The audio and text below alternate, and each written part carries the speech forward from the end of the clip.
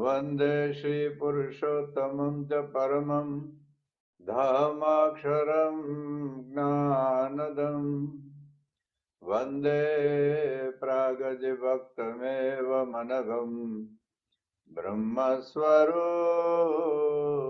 મુદા વંદે યજ્ઞપુરુષદાસચરણં શ્રીયોગિરાજં તથા વંદે શ્રી પ્રમુખં મહંત ગુણિનં મોક્ષાય ભક્ત્યા સદા. શ્રી સ્વામિનારાયણ ભગવાનની જય. શ્રી અક્ષર પુરુષોત્તમ મહારાજની જય. શ્રી ગુણાતીતાનંદ સ્વામી મહારાજની જય. શ્રી ભગતજી મહારાજની જય. શ્રી શાસ્ત્રીજી મહારાજની જય. શ્રી યોગીજી મહારાજની જય. શ્રી પ્રમુખ સ્વામી મહારાજની જય.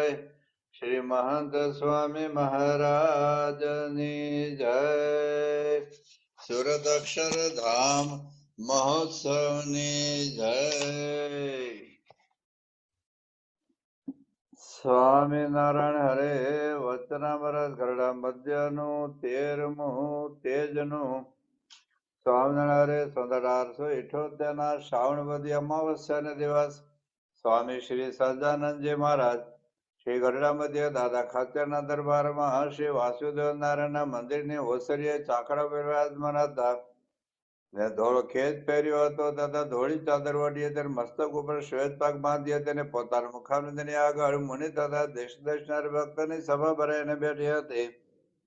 પછી શ્રીજી મહારાજે પોતાના બે ભુજ ઊંચા ઉપાડીને સર્વેને છાના રેખ્યા ને પછી પોતાના મુખારવિંદની આગળ સ્તુતિ કરીને બેઠા. એવા જે સંત પ્રત્યે શ્રીજી મહારાજ એમ બોલતા અવાજ, હે સંતો, જે મોઢેરાઓને વાતમાં સમજતા હોય આગળ બેસો ને એક વાત કરું છે તે સર્વ ચિત્ત તેને સાંભળજો.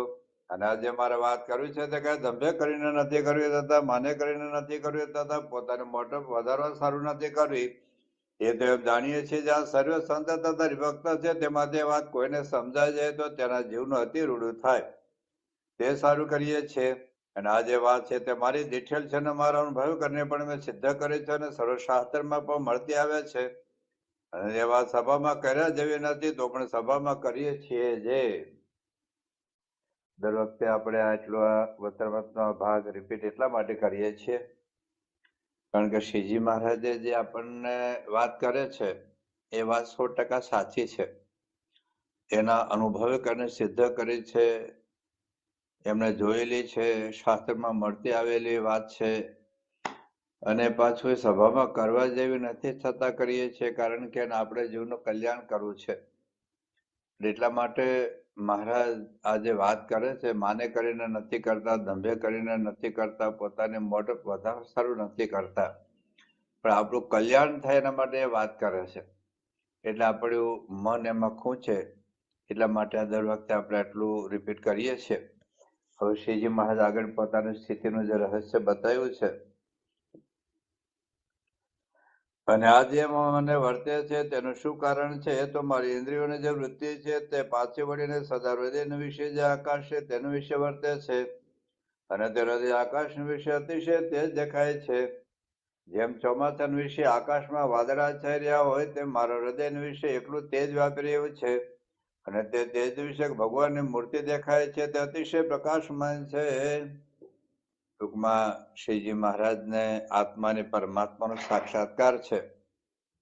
એમાં સૌ પ્રથમ આપણે આત્માના સાક્ષાત્કારની વાત કરી રહ્યા છીએ. તો આત્માના સાક્ષાત્કાર માટે 3 સ્ટેપ છે. એક તો આત્માનું જ્ઞાન, બીજો આત્માનો વિચાર અને આત્મ સાક્ષાત્કાર એટલે કે આત્મનિષ્ઠા બ્રાહ્મી સ્થિતિ.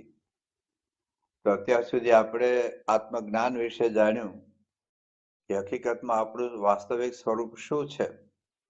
આપણે 3 દેહ, 3 અવસ્થા, 3 ગુણથી જુદા છીએ. એટલે કે આપણે સ્થૂળ દેહ નથી, આપણે સૂક્ષ્મ દેહ નથી, આપણે કારણ દેહ નથી, પરંતુ આપણે આત્મા છીએ. અને આત્મા કેવો છે? શુદ્ધ ચૈતન્ય રૂપ છે, સચ્ચિદાનંદ રૂપ છે, એ આપણે જોયું. ત્યાર પછી એ આત્માને અક્ષરબ્રહ્મ સાથે એટલે કે હું અક્ષર છું, બ્રહ્મ છું, એ ભૂમિકા સુધી પણ આપણે જવાનું છે. જેને ઘણી બધી વચનામૃતના સંદર્ભને આધારે, ગુણાતીતાનંદ સ્વામીની વાતોના આધારે, ત્યાર પછી ભગતજી મહારાજ, શાસ્ત્રી મહારાજ, યોગી બાપા અને વિશેષ કરીને તો પ્રમુખ મહારાજે પ્રસંગોપાત જુદા જુદા વ્યક્તિને કે સમૂહને જે આત્મારૂપ બ્રહ્મરૂપ થવાની વાત કરી હોય એની આપણે વાત ઘણી બધી વાંચેલી. ત્યાર પછી મહંત મહારાજના પણ કેટલાક પ્રસંગો અને એમના કેટલાક સંદર્ભો દ્વારા હું આત્મા છું, અક્ષર છું, બ્રહ્મ છું એ માનવાનો એને જે આગ્રહ રાખ્યો તે એ વાત આપણે કરી. તો અહીં સુધી આપણું આત્મજ્ઞાન થયું કે આપણે દેહ, 3 દેહથી જુદા છીએ, સાથે સાથે આપણે આત્મા છીએ, અક્ષર છે અને બ્રહ્મ છીએ. તો આ જ્ઞાન એ પૂરતું નથી. હવે અનુભવ સુધી આપણે પહોંચીએ એટલે કે આપણે આત્માનું દર્શન થાય. જે મહારાજે પ્રથમના 20માં પ્રથમ 23, સારંગપુર 12, મધ્ય 8 અને મધ્ય 62 આ આત્માના સાક્ષાત્કારની વાત મહારાજે કરી છે. એટલે કે આત્મા અતિશય પ્રકાશમાન દેખાય. જે આ વાત મહારાજે પોતાની વાત કરી એ જ વાત મહારાજે પ્રથમના 20માં વચનામૃતમાં, પ્રથમના 23માં વચનામૃતમાં, સારંગપુરના 12મા વચનામૃતમાં, મધ્યના 8મા વચનામૃતમાં અને મધ્યના 62મા વચનામૃતની અંદર મુખ્યત્વે વાત કરે છે પોતાનું આત્માનું સ્વરૂપ પ્રકાશમાન દેખાય અને આત્માનું વિશે મૂર્તિ દેખાય. એટલે કે આ અનુભવ આપણને ક્યારે થાય? તો એની વાત એ માટે આપણે સાધનાની જરૂર છે, જે છે આત્મવિચાર. જાણવું, સમજવું અને માનવું. અહીં સુધી આપણે પહોંચ્યા કે 3 દેહથી આપણે આત્મા છીએ, એટલું જ નહીં આપણે અક્ષર બ્રહ્મ છે આપણે જાણ્યું. આપણે ઘણા બધા વચનામૃતને આધારે આપણે સમજ્યા અને શ્રીજી મહારાજ અને મહંત મહારાજના વચનોના આધારે આપણે માનીએ પણ ખરા કે આપણે આત્મા છીએ, અક્ષર છીએ અને બ્રહ્મ છીએ. પરંતુ અનુભવ ક્યારે થાય? તો એ આત્મ સાક્ષાત્કારનો અનુભવ, આત્મામાં રહેલા દિવ્ય સુખનો અનુભવ કેવળ વાતો કરવાથી કે વાતો સાંભળવાથી નહીં થાય. શ્રીજી મહારાજે આની વાત અંત્યના 27મા વચનામૃતમાં કરી છે કે જેમ ભોજનની વાતો કરવાથી ભોજનનું સુખ ન આવે, જેમ દવાની વાતો કરવાથી રોગ ન મટે, એવી રીતે કેવળ આત્માની વાતો કરવાથી આત્માનો સાક્ષાત્કાર નહીં થાય અને આત્માનું સુખ પણ નહીં આવે. એટલા માટે ગુણાતીતાનંદ સ્વામીએ લખ્યું કે લખવું ભણવું તો ઠીક છે, પણ કરવાનું શું છે? આ કે 2 ઘડી વૃત્તિ પાછી વાળીને આત્માનો વિચાર કરવાનો છે. ગુણાતીતાનંદ સ્વામી એક બીજી વાત કરી છે કે જ્ઞાન કહેવું અને સાંભળવું કંઈ કઠણ નથી, પણ એ પ્રમાણે વર્તવું એટલે કે આત્માનો અનુભવ કરવો એ છેલ્લું સ્ટેજ છે. પણ વચ્ચે આવશે સાધના. આપણે એક દ્રષ્ટાંત આપેલું, દાખલા તરીકે ખાંડ ગળી છે આપણે જાણીએ, આપણે સમજીએ, આપણે માનીએ પણ ખરા અને બોલીએ પણ ખરા અને સાંભળીએ પણ ખરા કે ખાંડ ગળી છે, ખાંડ ગળી છે, ખાંડ ગળી છે. પણ ખાંડના ગળપણનો અનુભવ આપણને ત્યારે જ થાય કે આપણે સોફા પરથી ઊભા થઈએ, આપણે રસોડામાં જઈએ, ખાંડનો ડબ્બો ખોલીએ, અંદર હાથ નાખીએ, મુઠ્ઠીમાં ખાંડ ભરીએ અને મોઢામાં મૂકીએ એટલે જીભ સુધી જ્યાં સુધી ખાંડ પહોંચે નહીં ત્યાં સુધી આપણે ખાંડના ગળપણનો અનુભવ ન થાય. તો ખાંડ ગળી છે એવું જાણવું, સમજવું અને માનવું. આ 3 એક સ્ટેપમાં આવે છે અને પછી આવે છે સામે ખાંડના ગળપણનો અનુભવ. એ 2 વચ્ચે આવે છે સાધના.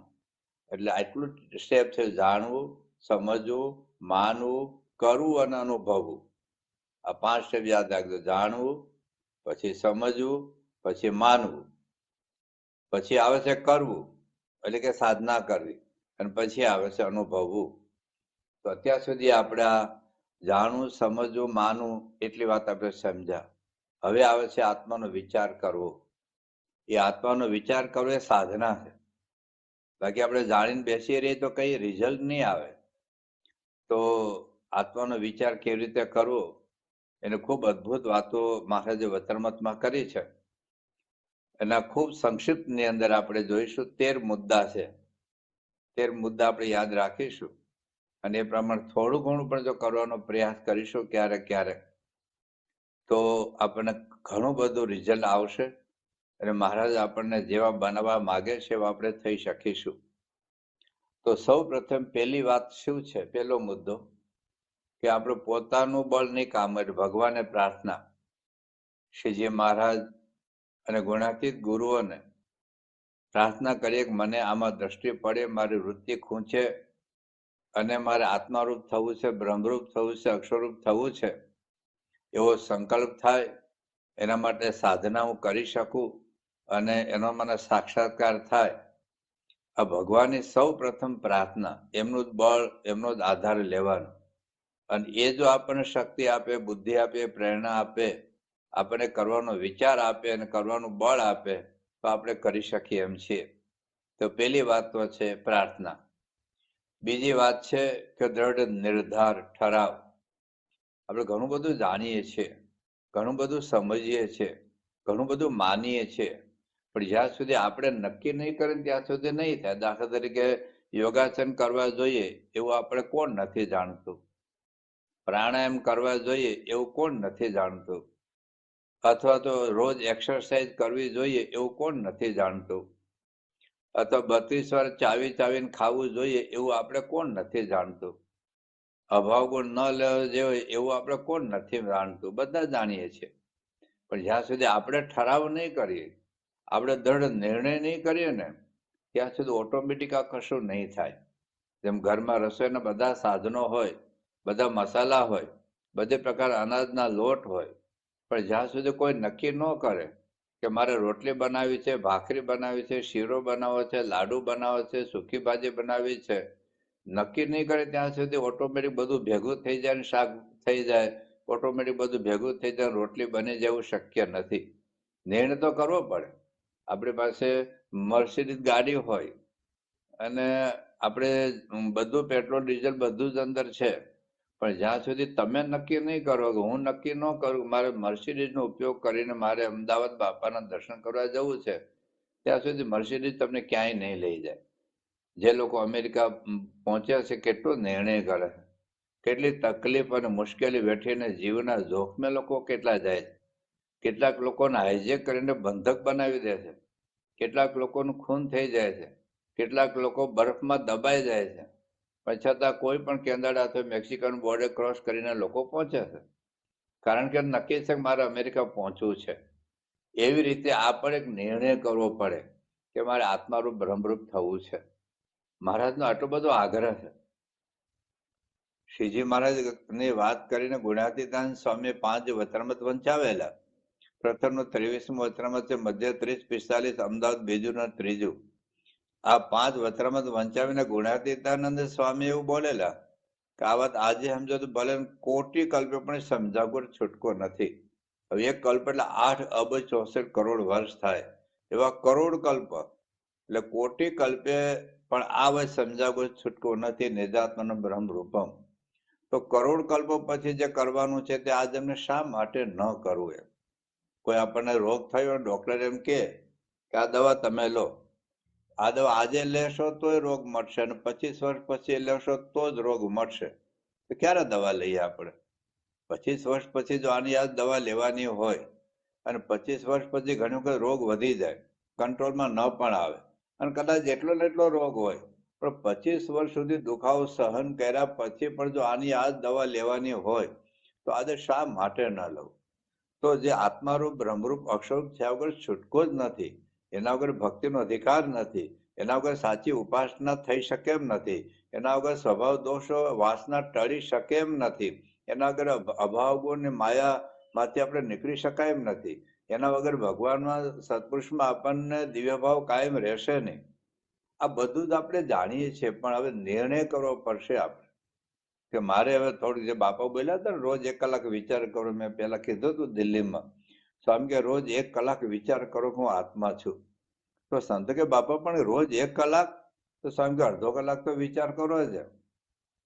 હવે કેટલી અગત્યની આ બાબત છે. અત્યારે બાપા આપણે ક્યાંક $1,00,000 મોકલી આપે, ઘણા બધા હરિભક્તો મકાન ઢોલ બધું વેચીને મોકલી આપે છે, ઘરના મરણ મૂડી બધું આપી દે છે, જમીન પણ આપી દે છે, દીકરો સાધુ કરવા આપી દે છે.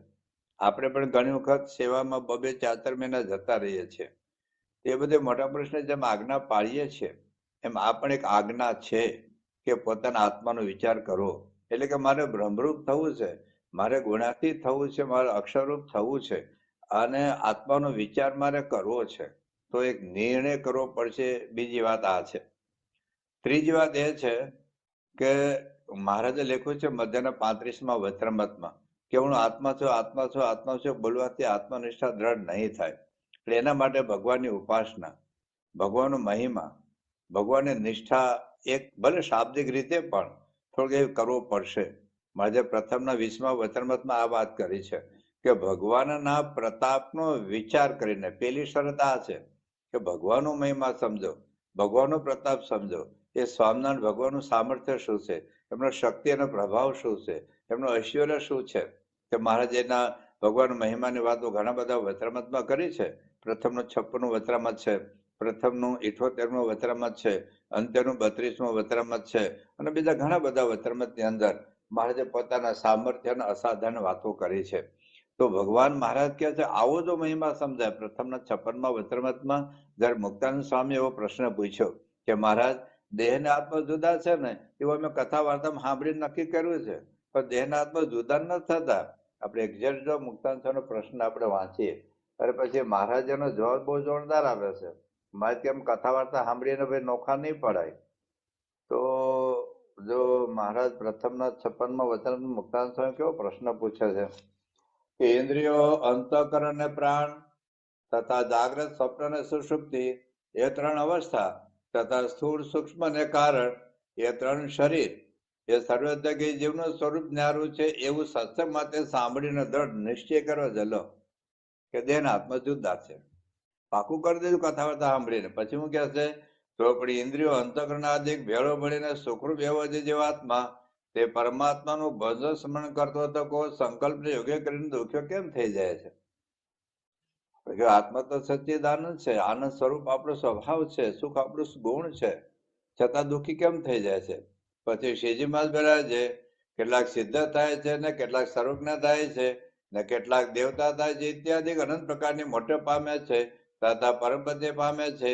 એ સર્વે ભગવાનની ઉપાસનાને બળે પામે છે, પણ ઉપાસના વિના કોઈ વાત સિદ્ધ થતી નથી. માટે હવે શું કહે છે, માટે શાસ્ત્રમાંથી આત્મા અનાત્માની વિગત સમજીને અથવા કોઈ મોટા સંતના મુખથી વાત સાંભળીને જાણે છે હું આત્મા અનાત્માની વ્યક્તિ કરી લઉં એમ વ્યક્તિ થતી નથી. એ તો એ જીવને જેટલી પોતાના ઈષ્ટદેવ જે પરમેશ્વર વિશે નિષ્ઠા હોય એટલો જ આત્મા અનાત્માનો વિવેક થાય છે, પણ ઈષ્ટદેવના બળ વિના કોઈ સાધન સિદ્ધ થતા નથી. પછી મહારાજ આગળ એ જ વચનામૃતની અંદર આગળ વાત કરે છે અને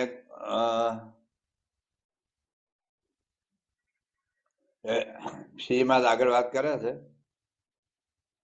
અને ભગવાન તો અને ભગવાનનો મહિમા સમજવો છે.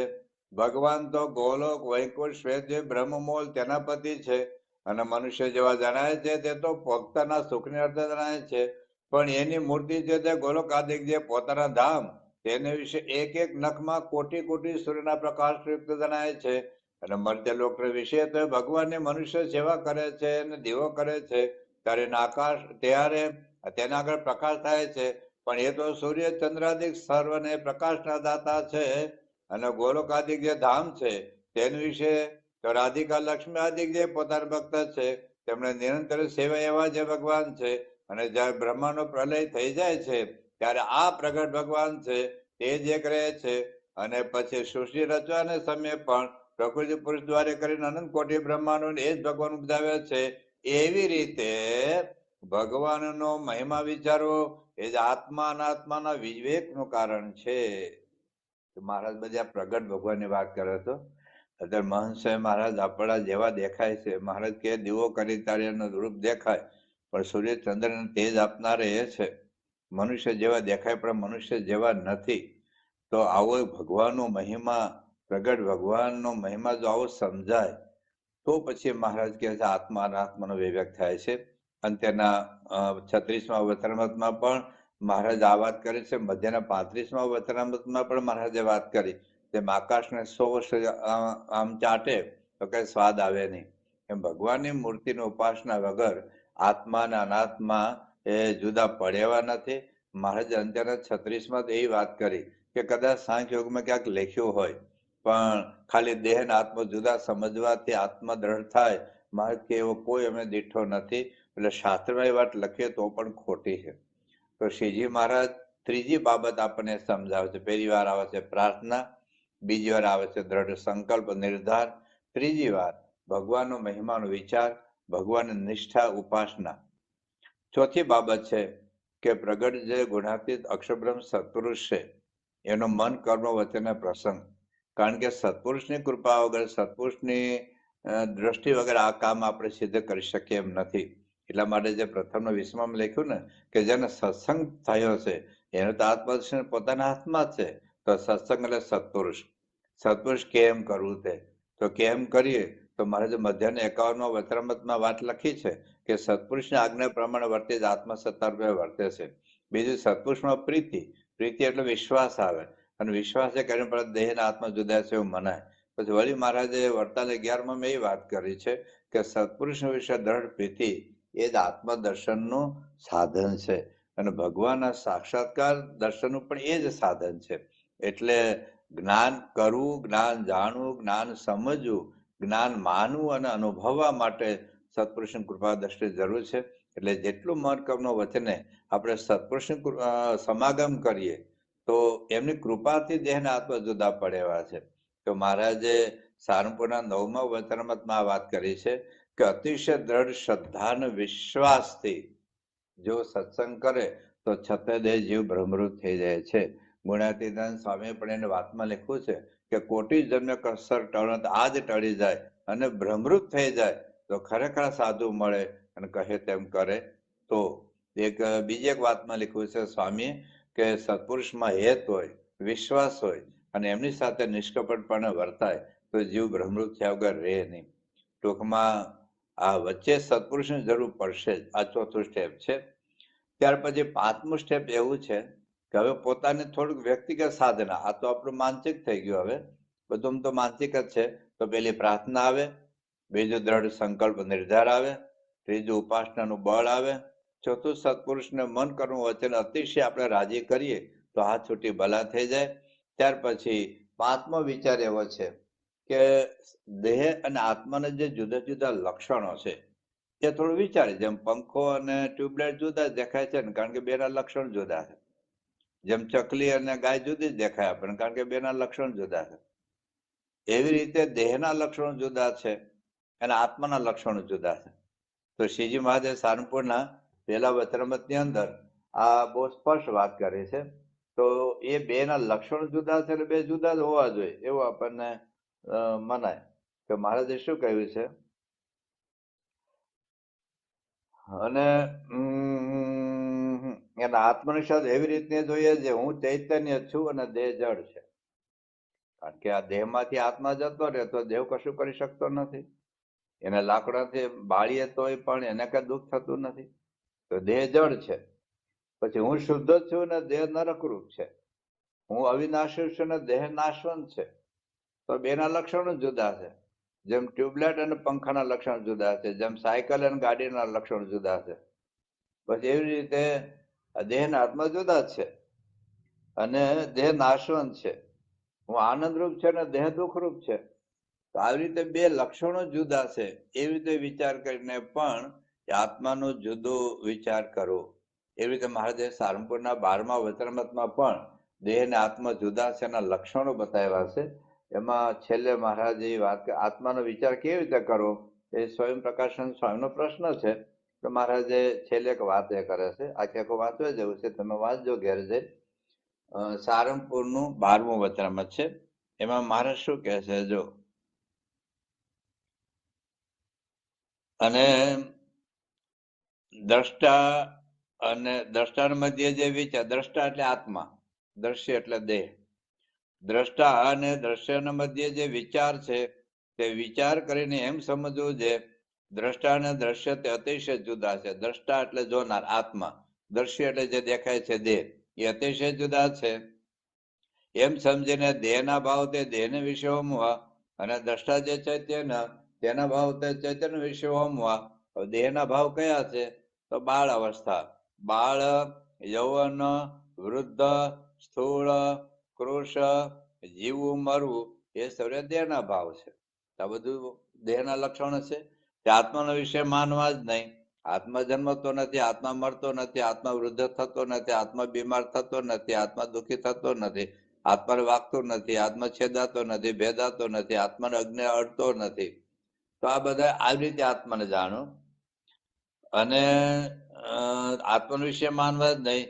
અને અછેદ્ય એટલે આત્મા છેદાતો નથી, અભેદ્ય એટલે ભેદાતો નથી, અજર એટલે વૃદ્ધાવસ્થા આવતા નથી, અમર એટલે મૃત્યુ પામતો નથી, એ જ્ઞાનરૂપ છે, સુખરૂપ છે, સત્તારૂપ છે, એ સર્વે આત્માના ભાવ છે. તે કોઈ કાળે દેહનો વિશે સમજવા જ નહીં, અને એ ગુણ તો આત્માનો વિશે સમજવા.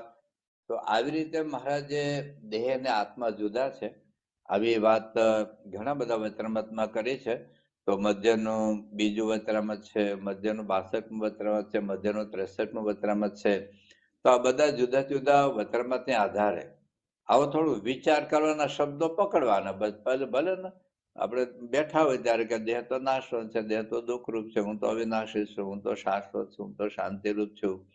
તો આવા બધા વિચારોની વાત મહારાજે કરી છે.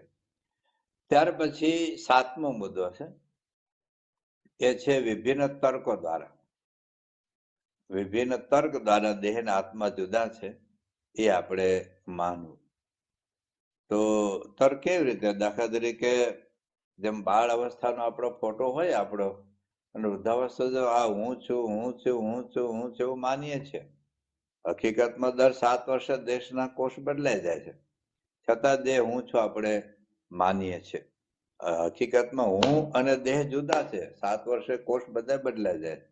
પછી બીજો એક વિચાર કરીએ, દાખલા તરીકે આપણે બે હાથ કપાઈ જાય, કોઈ છોકરાનું નામ કેતન હોય તો 2 હાથ કપાઈ જાય તો કેતન રહે, 2 પગ કપાઈ જાય તો કેતન રહે, કિડની બદલી નાખો તો કેતન રહે, હાથ બદલી નાખો તો કેતન રહે, લીવર બદલી નાખો તો કેતન રહે, આંખ બદલી નાખો તો કેતન જ રહે, પછી આ ચોખ્ખું બદલી નાખો તો કેતન રહે, શરીરનું આખું લોહી બદલી નાખો તો કેતન જ રહે.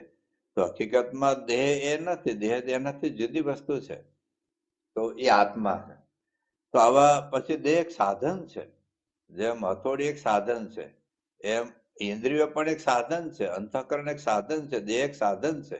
તેમ ગાડીનો ચલાવનાર એ ગાડીથી જુદો હોય, મકાનનો માલિક મકાનથી જુદો હોય, કપડાનો પહેરનારો કપડાથી જુદો હોય.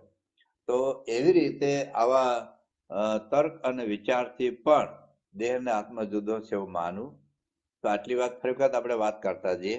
એક તો પ્રાર્થના, બીજી વસ્તુ આવે છે ભગવાનની નિષ્ઠા ઉપાસના, ત્રીજી વાત આવે છે સત્પુરુષનું મન કર્મ તેના સમાગમ, ચોથી વાત એવી આવે છે કે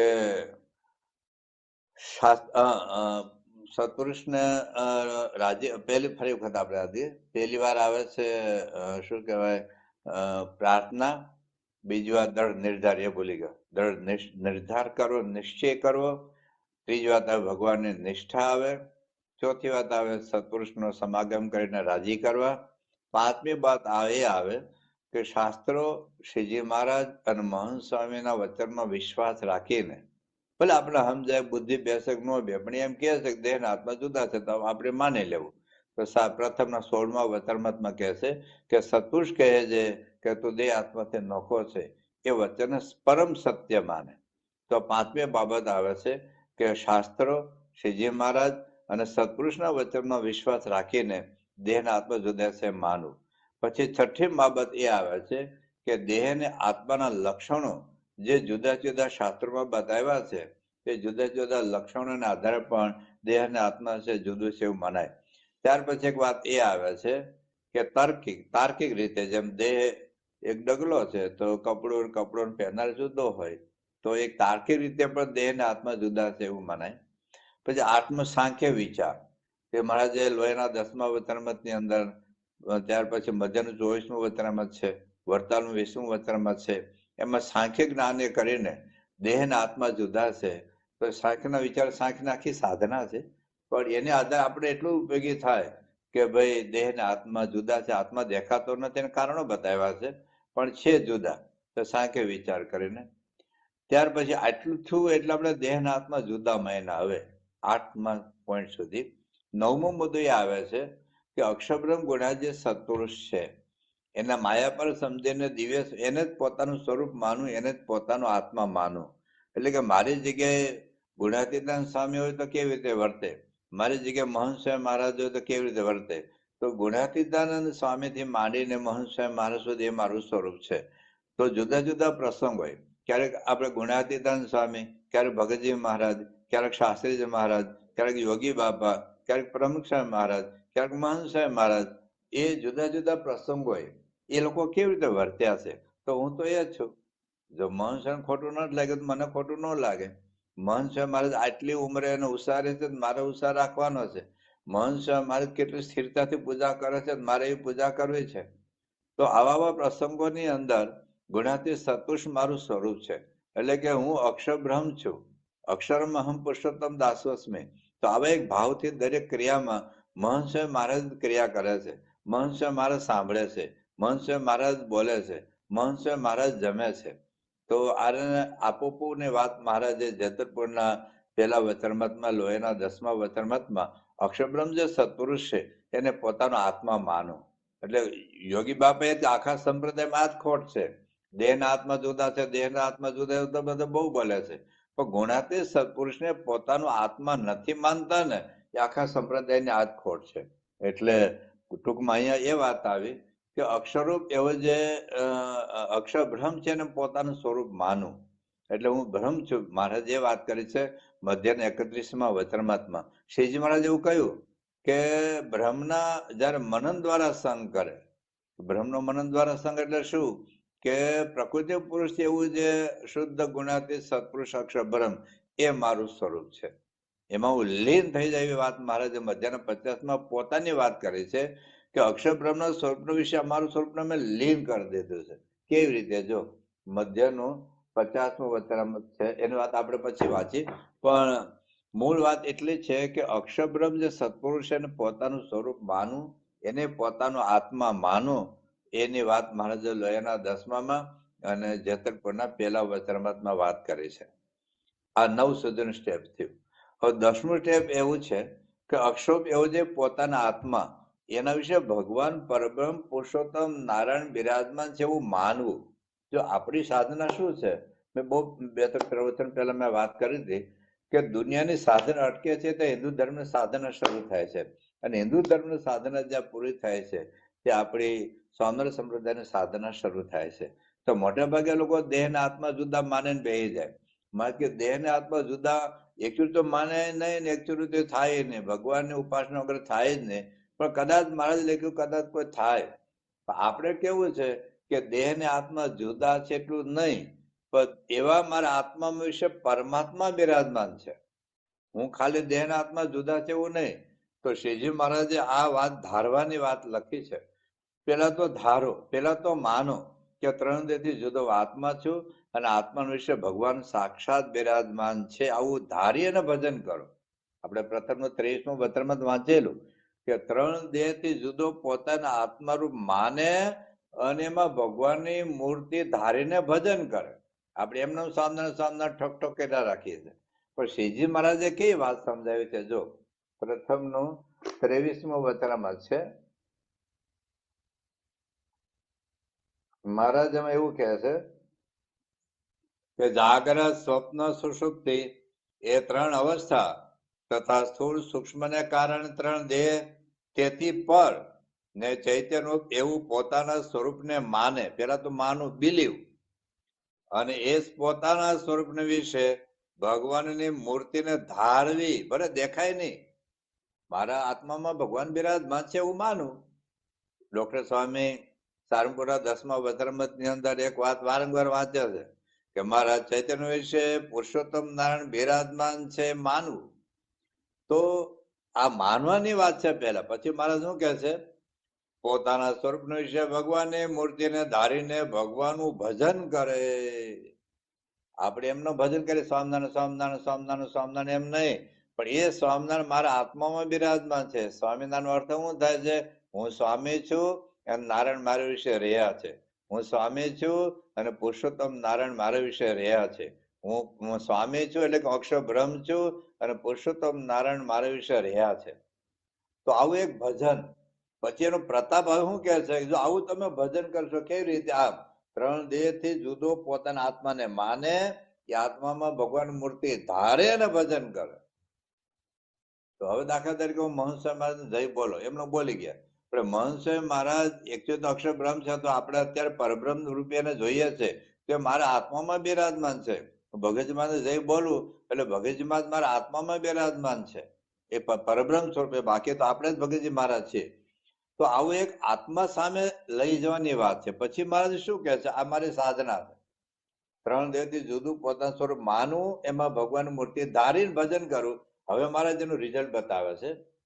પછી 3 અવસ્થાથી ને 3 ષણથી પર જે પોતાનું સ્વરૂપથી અતિશય પ્રકાશમાન ભાળે, જે માણસ પોતાની વાત કરી એની જ વાત ચાલે છે, હૃદય આકાશ વિશે તે દેખાય છે અને એ તે જ આત્માનું છે, એ વાત મારે આગળ મધ્ય 13માં પણ કહે છે.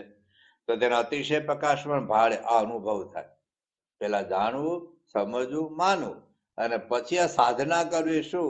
3 દેહથી જુદું પોતાના આત્મરૂપ માનીને એમાં ભગવાન મૂર્તિ ધારીને ભજન કરવાનું. તો પછી રિઝલ્ટ એ આવશે કે આત્મા અતિશય પ્રકાશમાન ભાળે અને તે પ્રકાશ વિશે ભગવાનની મૂર્તિ જેવી પ્રગટ પ્રમાણ છે, જે પ્રગટ પ્રમાણ એટલે મન સ્વયં મહારાજ છે, તેવી અતિશય પ્રકાશયુક્ત ભાષે. ક્યાં?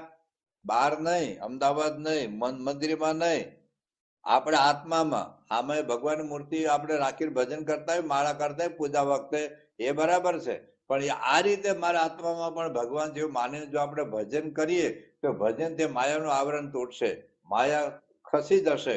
જેમ વાદળા ખસી જાય તો સૂર્ય દેખાય, આરતી વખતે જેમ બારણા ખોલે અથવા પડદો હટાવે તો મંદિરમાં રહેલી મૂર્તિ દેખાય, એમ જયારે ભજનથી માયા કપાશે. માયા કપાય એટલે ભગવાનનું પોતાનું આત્મા અને પરમાત્મા સ્વરૂપ આપણને ભાસે. તો પહેલી વાત, એટલે હવે 10મો મુદ્દો એ આવે છે કે પોતાના બ્રહ્મરૂપ એવા આત્મામાં ભગવાન બિરાજમાન છે એવું માનવું. પછી શું આવ્યું? 11મો મુદ્દો એ આવશે, એ ભગવાનનો અસાધારણ મહિમા સમજો, એનું કર્તૃત્વ, એનું સામર્થ્ય અને એમનું સુખ. આવા ભગવાન મારા આત્મામાં છે. ભગવાન તો અમારા કાઠિયાવાડમાં ઘણા નામે ભગવાન ભાઈ હોય, અથવા મહારાજ કહે તો ઘણા પેલા રસોઈયા મહારાજ હોય છે, એની વાત નથી. આ પરબ્રહ્મ પુરુષોત્તમ મારા આત્મામાં કયા ભગવાન છે, તો એનું સામર્થ્ય શું છે, એનું કર્તૃત્વ શું છે? મહારાજ લખ્યું છે અંદાજના પહેલા વચનમાં કે અહીંયા અંગૂઠો દબાવું તો અનંત કોટી બ્રહ્માંડની પૃથ્વી ડોલવા લાગે. શ્રીજી મહારાજ વાત કરે છે અમદાવાદના 7મા વચનમાં, આવા ભગવાન મારા આત્મામાં બિરાજમાન છે, અમથા નહીં. તો અમદાવાદના 7મા વચનામૃતમાં મહારાજ પોતાની વાત કરે છે, અને સર્વે બ્રહ્માંડ અને ઉત્પત્તિ, સ્થિતિ ને પ્રલય તેનો કરતા પણ હું જ છું. લો, જેને કમ્પ્યુટર શોધ કરી આપણી સામે આવે તો કેવું કેટલું આશ્ચર્ય લાગે. જેને પહેલી પ્લેનની શોધ કરી આપણને મળે તો, જે ચંદ્ર પર જઈને આવતો રહ્યો હોય એ આપણને મળે તો કેવો અહોભાવ થાય ને. તો સર્વે બ્રહ્માંડ અને ઉત્પત્તિ, સ્થિતિ અને પ્રલય તેનો કરતા પણ હું જ છું. અને અનંત બ્રહ્માંડના સાંભળજો, અસંખ્ય શિવ, જેટલા બ્રહ્માંડ એટલા શિવ, અસંખ્ય બ્રહ્મા, અસંખ્ય કૈલાસ, અસંખ્ય વૈકુંઠ અને ગોલોક. અસંખ્ય છે બધા, અનંત કોટી બ્રહ્માંડમાં અનંત કોટી ગોલોક છે, અનંત કોટી વૈકુંઠ છે, અનંત કોટી શિવ બ્રહ્મા વિષ્ણુ છે, અનંત કોટી. એટલે તો કબીર કહ્યું, કોટી કૃષ્ણ જોડે હાથ, કોટી વિષ્ણુ નમે હાથ, કોટી બ્રહ્મા કરે જ્ઞાન, કોટી શંકર કરે ધ્યાન. આ તો કબીરે કહ્યું, આપણી ક્યાં વાત છે ભાઈ? એટલે જેટલા બ્રહ્માંડો જેટલી વાત છે. તો બ્રહ્મપુર અસંખ્ય કરોડ બીજી ભૂમિકાઓ એ સર્વે મારે તેજે કરીને તેજયમાન છે.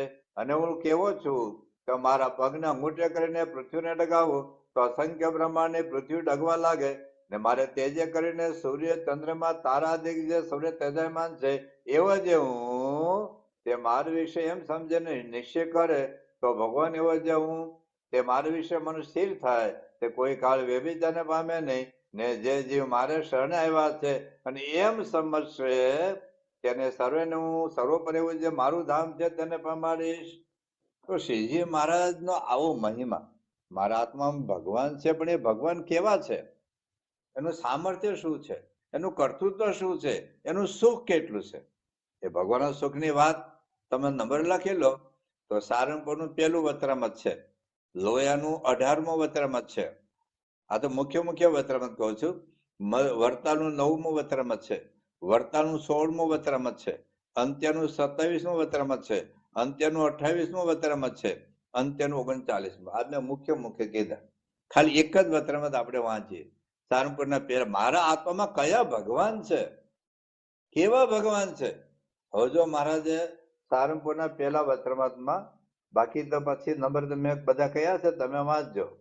તો મારે શું કે છે, હવે જો આત્મા પોતા આત્મામાં ભગવાન તો છે જ. હવે શ્રીજમાં જેવું કે છે,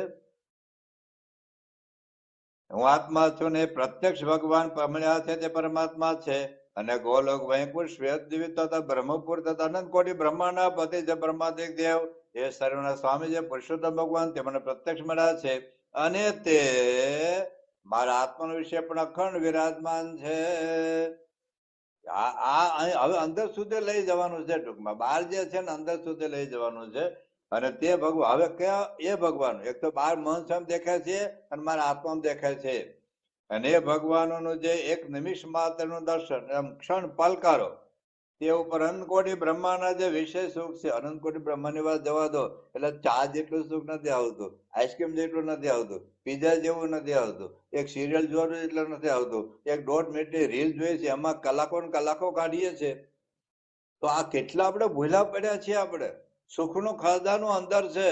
ભલે અત્યારે મહંત મહારાજ અમદાવાદ રહેતા હોય, આપણા ક્ષણ માત્ર અણુ માત્ર દૂર નથી. સારંગપુર 10મું વતનમાં કહે છે, પણ આપણે ક્યારે માનતા નથી, ક્યારે આપણે વિચાર નથી, ક્યારે આપણે એટલા બધા બીજી છે, એટલા બધા બીજી છે, એટલા બધા બીજી છે કે જેથી કરીને આવો સુખનો ખજાનો, જેમ પેલી વાત હતી ને, પેલો પારસ મને ગોખલા મૂકી રાખ્યો, તેલ પડ્યાનો ધંધો તો ચાલતો હતો, વેપાર તો રોજ ચાલતો હતો, જે 8 આના 10 આના હતો, રૂપિયા 5 રૂપિયા 10 રૂપિયા રોજ તો મળતા હતા, પણ ગરીબનો ગરીબ રહ્યો. કારણ કે ચિંતામણીનો ઉપયોગ ન કરી શકો, પારસમણીનો ઉપયોગ ન કરી શકો. એમાં વિચાર આ સાધના છે એ પારસમણી છે. તો આ સુખનો અનુભવ જયારે આપણે પંચ વિષયમાં મન, જે મહારાજે 95 પહેલા વચનામૃતમાં આ વાત કરી છે કે સામર્થ્ય વિશે ભોગવતે વાંધો નથી આવતો, પણ જયારે અમે કઈ સારપ મનાય છે, જયારે અમે કઈક આપણને લાભ દેખતા તરત મારી વૃત્તિ ભગવાનમાં જતી રહે છે. આઈસ્ક્રીમ ખાઈએ નો ના નહીં, પણ એમાં મને બહુ સુખ આવે છે. એનું કારણ મારા આત્મામાં પરમાત્મા છે. બાકી મળદું હોય ને મોઢામાં તમે આઈસ્ક્રીમ કરો હું સુખ આવવાનું છે?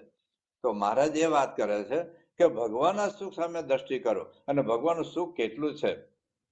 તો એક નિમિષ માત્રનું દર્શન, તે ઉપર અનંત કોટી બ્રહ્માંડના જે વિષય સુખ છે તે સર્વેને વારી કરીને નાખી દઈએ.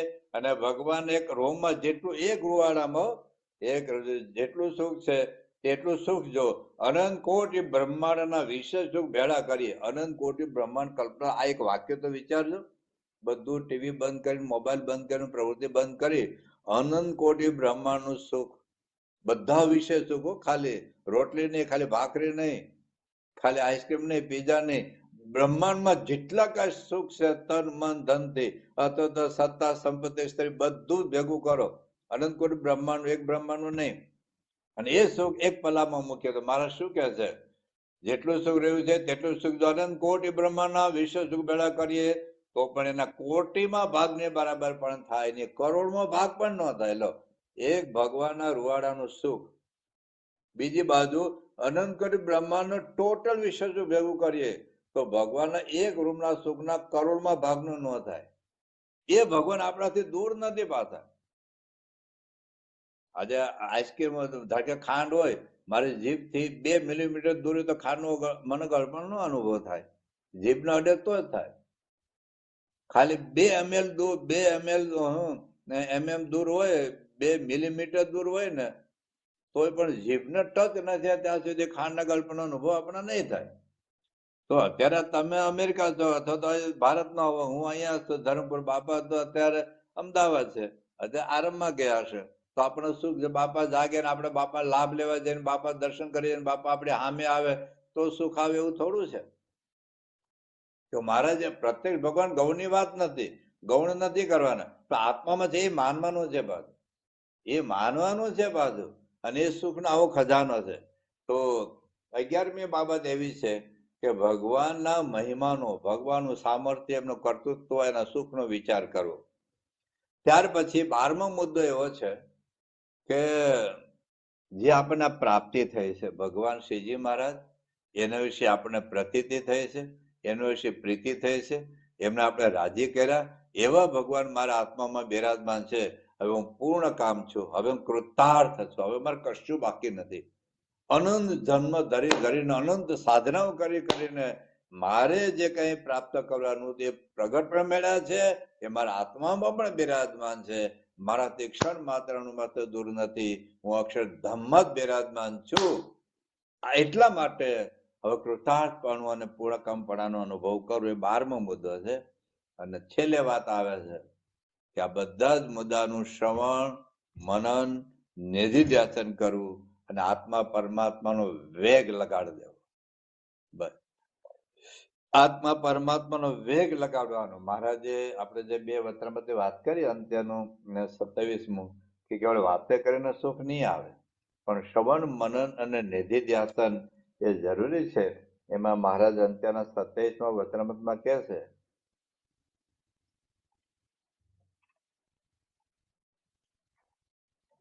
અને આત્માના સ્વરૂપની વાર્તા કરીએ છીએ, ઘણા દિવસે આપણે કરીએ છીએ, તથા ભગવાનના સ્વરૂપની વાર્તા કરીએ છીએ, એ પણ હારવાર કરતા જઈએ છીએ. તે વાર્તા કરીને જેવું એનું સુખ છે તેવું જ સુખ તો આવતું નથી, બરાબર. અને જેવું એનું યથાર્થ સુખ છે તે તો સામાજિક જાણવામાં આવે છે, તથા દેહ મૂક્યા કેડે જાણ્યામાં આવે છે, પણ કેવળ વાર્તા કરીને જાણ્યામાં આવતું નથી. જેમ રૂપનું સુખ તે નેત્ર કરીને ભોગવાય છે, પછી તે સુખને મુખ્ય કરીને વખાણ કરે છે, બહુ સારું રૂપ દીઠું, ત્યારે તે સુખનો અનુભવ જેવો નેત્ર ન થયો તેવો મુખને ન થાય. તથા શ્રવણે કરીને શબ્દ સાંભળ્યો, નાસિકા કરીને ગંધને સૂંઘ્યો, ત્વચાએ કરીને સ્પર્શ લીધો, જીવે કરીને રસ ચાખ્યો, પછી તે સુખના વચને કરીને વખાણ કરે છે, બહુ સારો ગંધ હતો, બહુ સારો રસ હતો, બહુ સારો સ્પર્શ હતો, બહુ સારો શબ્દ હતો, એમ કહ્યું તો ખરું, પણ જેવી રીતે તે ઇન્દ્રિયોને તે સુખનો અનુભવ થયો તેવો વચને ન થયો, તેમ સમાધિ કરીને તથા દેહને મૂકીને જેવો ભગવાનના સુખનો અનુભવ થાય છે ને આનંદ થાય છે, તથા આત્માના સુખનો અનુભવ છે, આનંદ થાય છે, તેવો એની કેવળ વાતે કરે તેને કરીને થતો નથી. હવે શું કહે છે? અને જે બેની વાર્તા સાંભળીને આત્મા પરમાત્માની તેનું મન અને નિધિધ્યાસન કરે તેવો એનો સાક્ષાત્કાર થાય, ને સાક્ષાત્કાર થાય ત્યારે સમાધિ કરીને જેવો એ બેનો અનુભવ આનંદ થાય તેવો જ થાય. માટે એ 2 વાત સાંભળીને એનું મનને નિધિધ્યાસ કરવો. હવે આપણા પર આવ્યું. અંત્યના 39મા વચનામૃતમાં મારે શું કહે છે? જો બહુ જોરદાર વાત કરે છે. એમાં તો વેગ લગાડવાની વાત કરે છે. એમાં તો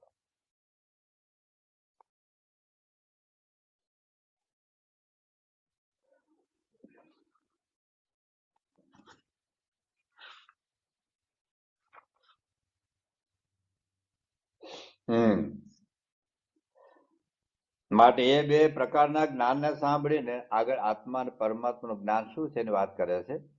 માટે 2 પ્રકારના જ્ઞાનને સાંભળીને એનો પોતાના મનમાં વેગ લગાડી દેવો. જેમ કોઈ શૂરવીર હોય ને આકરો માણસ હોય ને તેનો કોઈ પ્રતિપક્ષી હોય, તેને તેનો બાપ મારી નાખ્યો હોય તો તેનો બહુ દાસ થાય, ને તે દાસ થતી હોય ને વળી તેનો દીકરો મારી નાખે, ને વળી ભાઈને મારી નાખે, ને વળી બાયડીને લઈ જાય, બાયડી એટલે પત્ની, ને વળી બાયડીને લઈ જાય ને વળી માને લઈને મુસલમાનને આપે, ને વળી ગામ ઘર લૂંટી લે. એવી રીતે જેમ જેમ એનો પરાભવ કરે તેમ તેમ એને બહુ મનમાં દાસ થાય, ને જાગ્રત સ્વપ્નમાં સર્વકાળે એને એ વાતનો જ આલો જ રહે, તેમ જેના 2 વાતનો નિરંતર આલો જ રહે ત્યારે એને એ જ્ઞાન સિદ્ધ થાય, અને એને ગમે તેવો આપરકાર પડે તો પણ તેને વિશેની સહાય કરે. તો મહારાજ અહીંયા આ જ્ઞાનનો વેગ લગાડવાની શ્રીજી મહારાજ વાત કરે ને, તો સતત એનું અનુસંધાન, સતત એનો નિરંતર વિચાર. કદાચ એટલું બધું તો મહારાજ પણ શરૂઆત તો કરવી પડે. એમ શરૂઆત આપણે કરીએ ને તો ધીરે ધીરે એ માર્ગે જવાય. તો મહારાજે પોતાની એક વાત કરી છે. મધ્યનું 50માં આપણે કહેતા હતા ને, તો મધ્યના 50માં વચનામૃતમાં મહારાજ કેવો વેગ લગાડેલો છે. જો લોકો કહે છે ને તમે અક્ષરબ્રહ્મ ની બહુ વાતો કરો છો, અક્ષરબ્રહ્મ અમે માની, પણ તમે આટલું બધું ડગલે પગલે અક્ષરબ્રહ્મ પણ વચ્ચે લાવો છો. તો શ્રીજી મહારાજ પોતે જ વાત કરે છે પોતાની. અને આજ તો અમારું જે રહસ્ય છે તે તમને સર્વેને અમારા જાણીને કહીએ છીએ. આપણે કેટલી આવક થઈ છે ઇન્કમ ટેક્સ ઓફિસરને ન કહીએ, મિત્રોને ન કહીએ, નહીં તો ઉછી ના માગે, પત્નીને જ કહેવાય, પોતાના જાણીને કહીએ છીએ. જેમ નદીઓ સમુદ્રના વિશે લીન થાય છે કેટલો વેગ હોય નદીનો, ક્યાંય અટકે નહીં. પથ્થર તોડીને બધું ખસેડીને ગમે તેમ કરીને આગળ નીકળી જાય છે. જેમ નદીઓ સમુદ્ર વિશે લીન થાય છે, અને જેમ સતી ને પતંગ અગ્નિ વિશે વળી જાય છે, અને જેમ શુરો રણ વિશે ટૂંક ટૂંક થઈ જાય છે, તેમ એકરાજ પરિપૂર્ણ એવું જે બ્રહ્મ સ્વરૂપ તેને વિશે અમે અમારા આત્માને લીન કરી નાખ્યો છે. અને તે તેજોમાં એવું જે અક્ષર બ્રહ્મ તેને વિશે મૂર્તિમાન એવા પુરુષોત્તમ ભગવાન ને તે ભગવાનના જે ભક્ત તે સંગાતે અમારા અખંડ પ્રીતિ જોડે રાખી છે. તો ટૂંકમાં આ 13 મુદ્દા આપણે આવ્યા. ફરી વખત આપણે યાદ કરી લે 13 મુદ્દા. તો પેલી વાત આવે છે મૂળ આત્માના વિચારની આ સાધના છે. ટૂંકમાં તો પેલો વિચાર ભગવાન અને શ્રીજી મહારાજ અને મહંત મહારાજના ચરણોમાં શુદ્ધ ભાવથી પ્રાર્થના કરીએ કે મારી આમાં દ્રષ્ટિ પડે, આનો વિચારનું સાતત્ય રહે, એવી બુદ્ધિ શક્તિ પ્રેરણા મળે. બીજી વાત આવે છે ભગવાનની ઉપાસના, એમની નિષ્ઠા, એમની શરણાગતિ. ત્રીજી વાત આવે છે કે ગુણાતીત સત્પુરુષનું મન કર્મ વચને સમાગમ કરી આજ્ઞા પાડીએ, એમને રાજી કરીએ, એમની કૃપા દ્રષ્ટિ થાય તો આ જ્ઞાન આપણને સિદ્ધ થાય. ચોથી બાબત આવે છે કે શ્રીજી મહારાજ ગુણાતીત ગુરુઓ અને વચરમત આદિ શાસ્ત્રોમાં વિશ્વાસ રાખીને દેહને આત્મા જુદા છે જાણી લો, સમજી લો અને માની લો. કદાચ ન સમજે કઈ વાંધે, મહંત સમાજ કહે છે દેહના આત્મા જુદા છે એટલે આપણે ફિટ કરી દેવા. એ આવે ચોથી બાબત આવે છે. પછી પાંચમી બાબત એ આવે છે કે આત્મા અને પરમાત્માના દેહ અને આત્માના જે જુદા જુદા લક્ષણો છે એ લક્ષણો આધારે દેહના આત્મા જુદા છે એવું માનું. પછી તાર્કિક વિચારોથી પણ દેહના આત્મા જુદા છે એવું માનું. સાંખ્ય વિચાર કરીને દેહના આત્મા જુદા છે એવું માનું. ત્યાર પછી ગુણાતીત સત્પુરુષને અક્ષરબ્રહ્મને પોતાનું સ્વરૂપ માનું. ત્યાર પછી એવા ગુણાતીત બ્રહ્મરૂપ એવા મારા આત્મામાં ભગવાન સાક્ષાત બિરાજમાન છે એવું માનું. મારા આત્મામાં બિરાજમાન જે ભગવાન જે છે અને મને મળ્યા જે ભગવાન છે એનું કર્તૃત્વ, એનું સામર્થ્ય અને સુખનો અતિશય વિચાર કરો. અને ત્યાર પછી પોતાને પ્રાપ્ત થયેલા ભગવાન અને પોતાના આત્મામાં પ્રગટ થયેલા ભગવાનનો વિચાર કરીને પોતાને કૃતાર્થપણું પૂર્ણ કામપણું માનવું. અને ત્યાર પછી છેલ્લો મુદ્દો એ આવે છે કે આત્માને પરમાત્માનો વેગ લગાડી દેવો. તો એ આટલી બધી વાત મહંત સમાજ આપણે એક સૂત્રમાં આપી દીધી. કેવી સૂત્ર? અક્ષરમહં પુરુષોત્તમ દાસોસ્મિ, અક્ષરમહં પુરુષોત્તમ દાસોસ્મિ. આના પર મેં આખું પુસ્તક લખ્યું છે 350 પેજનું, અક્ષરમહં પુરુષોત્તમ દાસોસ્મિ. તો એનો જે મહંત સ્વામી મહારાજે જે મહિમા કીધો છે એ હું થોડુંક એમના શબ્દમાં વાંચું છું. 1 મિનિટ ખોલું. તો મહંત મહારાજ આ મંત્ર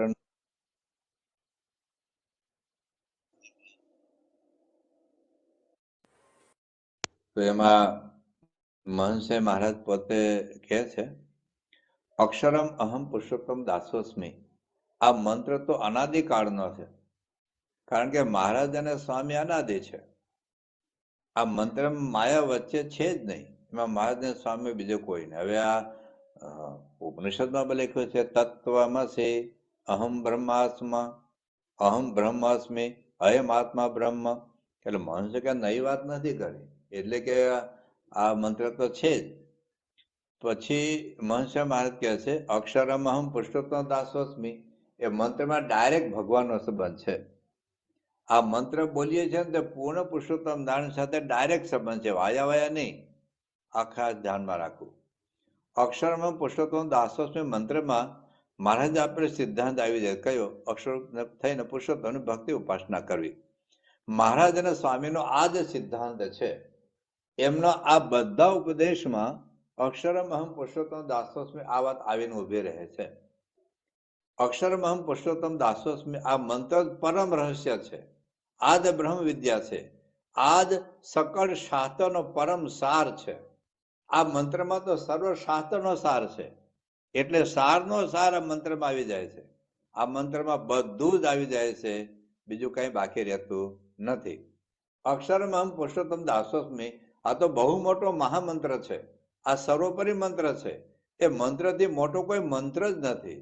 એની આગળ બીજા કોઈ મંત્ર ટકે નહીં. આ પાકો, સાચો અને યથાર્થ મંત્ર છે. આ મંત્ર તો ભારેમાં ભારે છે. અક્ષરમ અહમ પુરુષોત્તમ દાસોસ્મી એટલે કે હું અક્ષર છું, પુરુષોત્તમનો દાસ છું. એ જેવી તેવી વાત નથી, પણ સર્વોપરી છે, સારનો સાર છે. એની ઉપર કોઈ વાત જ નથી. આ પરફેક્ટ સૂત્ર છે.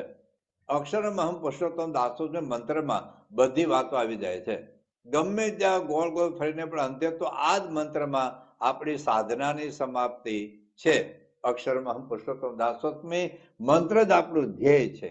આ જ આપણી સંસ્થાનું પણ ધ્યેય છે. આ મહંસય મહારાજે આટલા વર્ષમાં અક્ષરમ અહમ પુરુષોત્તમ દાસોસ્મી મંત્ર ગોંડલમાં આપ્યો, ત્યારે પછી જુદા જુદા સમયે મહંસય મહારાજે જે આ મંત્રનો મહિમા કીધો છે એની વાત છે. પછી મંત્રથી લાભ શું થાય છે એની વાત પણ મહંસય મહારાજના વચનોમાં જોઈએ.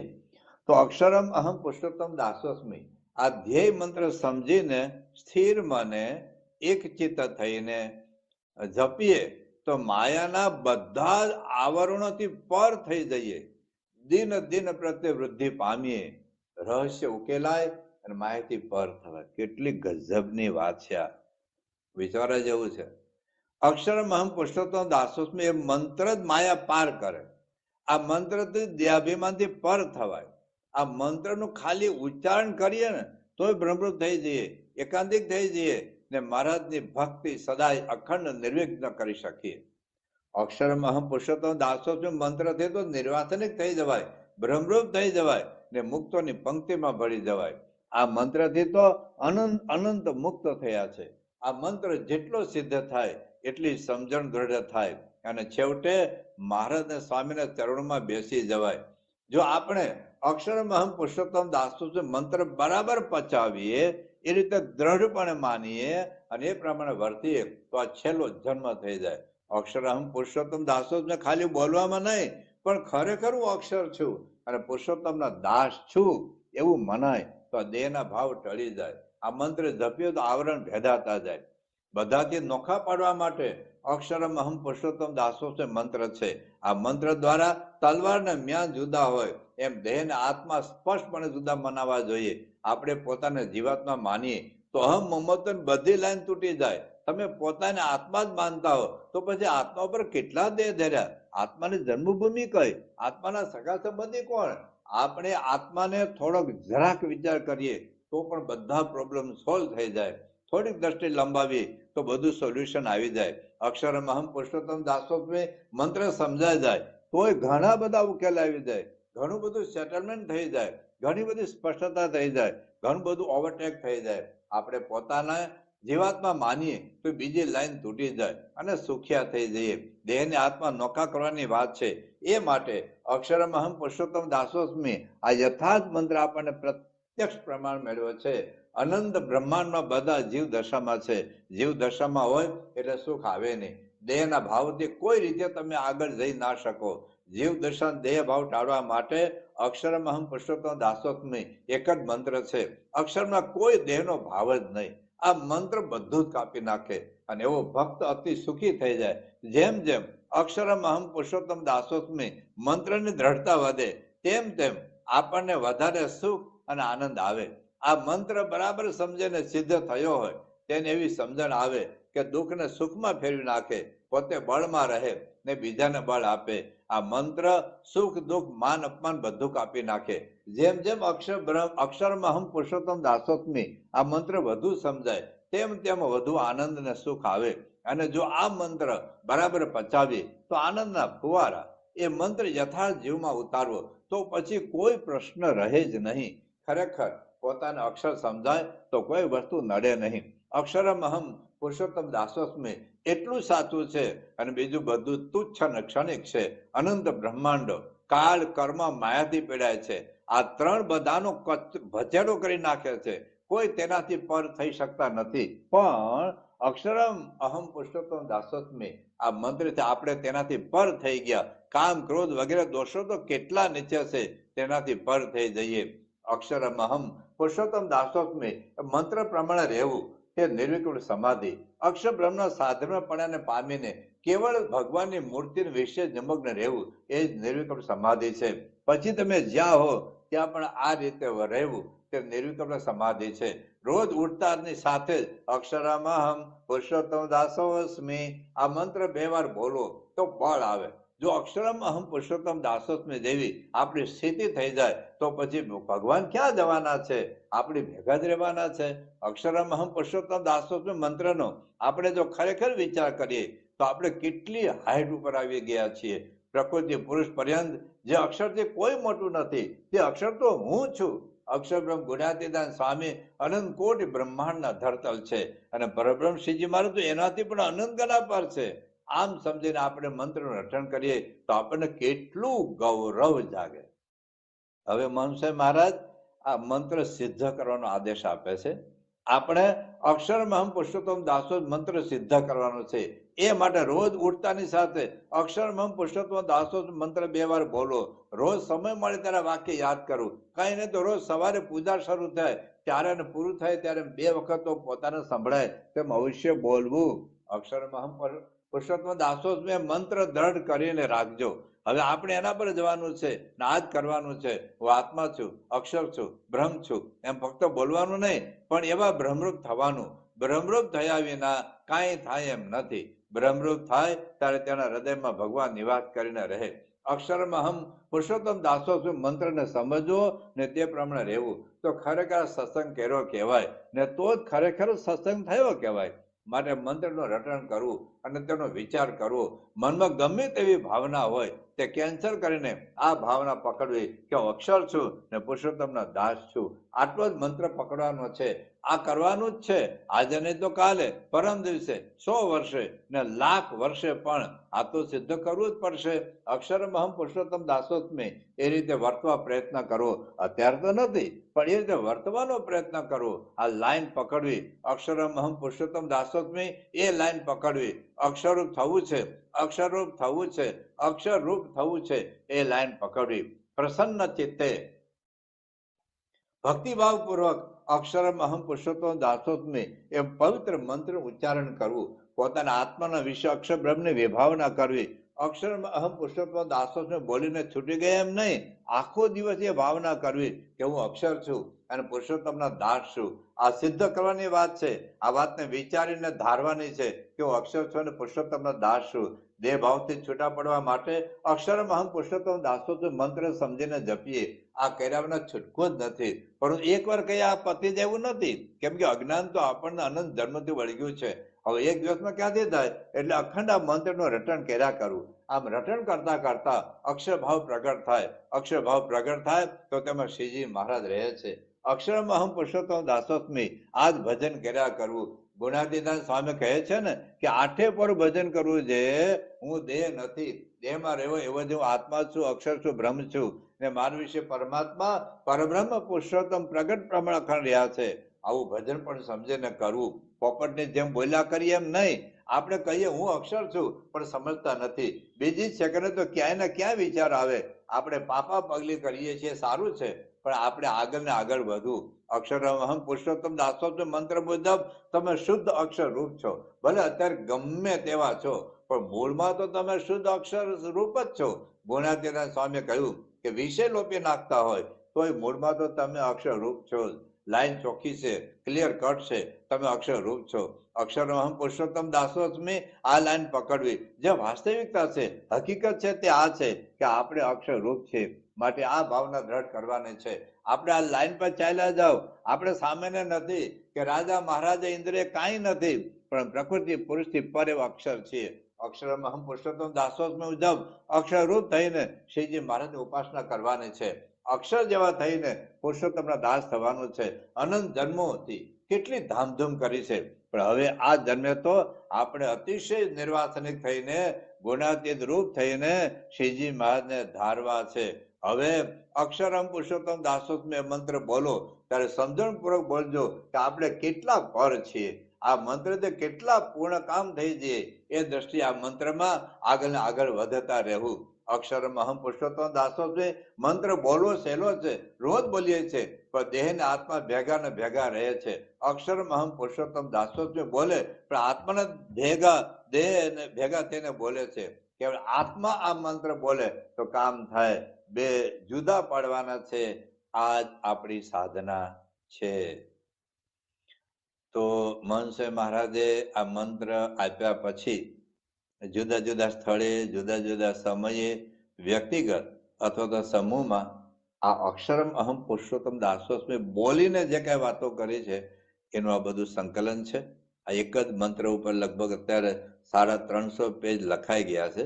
હજુ આગળ બધું લખાશે, પણ મૂળ વાત અહીંયા આપણે એટલી સમજીએ છીએ કે આત્મજ્ઞાન પછી આ પ્રકારે જો આત્માનો વિચાર આપણે કરીએ તો પગલે પગલે પંથ કપાય.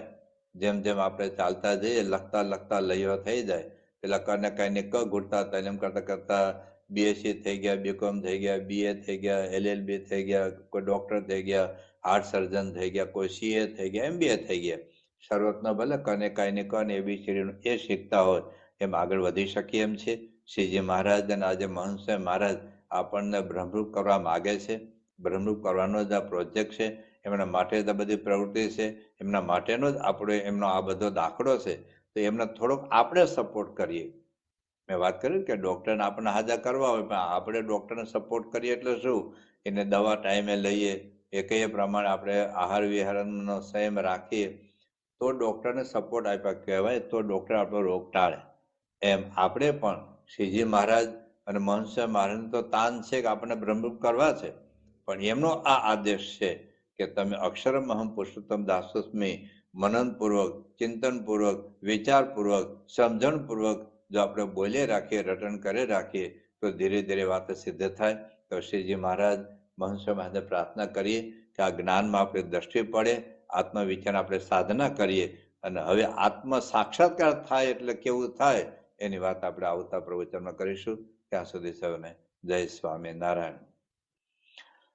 ગુણાતીતમ ગુરુમ પ્રાપ્ય બ્રહ્મરૂપમ નિજાત્મનઃ વિભાવ્ય દાસ ભાવેન સ્વામિનારાયણં ભજે. શ્રીહરિમ સાક્ષરમ સર્વદેવેશ્વરમ ભક્તિ ધર્માત્મજમ દિવ્ય રૂપમ પરમ શાંતિદમ મુક્તિદમ કામદમ કારણમ સ્વામિનારાયણમ નીલકંઠમ ભજે. શ્રીહરિમ